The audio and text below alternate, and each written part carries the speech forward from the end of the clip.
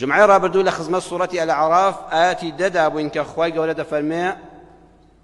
ولقد مكناكم في الأرض وجعلنا لكم فيها معايش قليلا ما تشكرون ئێوەمان ڕاگیرا و کردووە لە سەرزەویدا وەکو کۆمەڵگا دەسەڵاتمان پێبەخشیون هێزمان داونێ کیانی خۆتان هەیە هەروەها جۆرەها شێوازی پێبژێویشمان بۆ دیاری کردوون لەسەر ئاستی تاکدا ئەی ئینسان ئێوەمان ڕاگیرا و کردووە کەوتاری ژمعەی ڕابردوو بۆ جەنابتانم ڕوون کردەوە بە درێژی چۆن خوای گەورە یەک بەیەکی ئێمەی لەسەر زەویدا مەکەناکم ڕاگیرا و کردووە و ئەو هەموو ڕێگایەی بژێوی مەعایشە دەیەها و هەزارەها ڕێگای بژێوی ژیان هەیە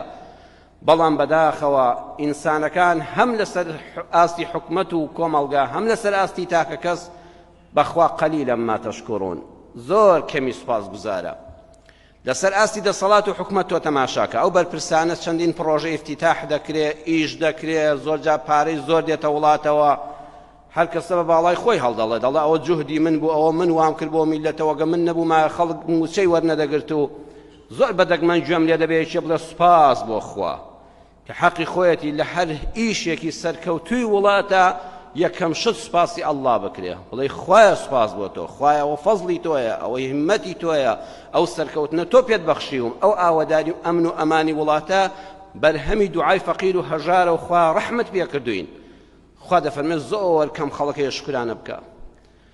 لە بواری تاکە کەسیدا هەتا زۆر بەمان تا جەستەمان ساغە و نەخۆش نین کەم ئەلحەمدوللیلایەک دەکەین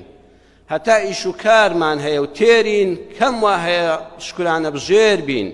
بە فەقیری بە بیرمان دەکەوێتەوە بە هەژاری و بە نەبوونی بە نەخۆشی بیرمان دەکەوێتەوە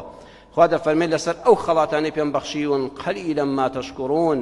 بەداخەوە زۆر بە کەمی خەڵک شکرانە بژێرە و سوپاسی پەروەردگاری دەکات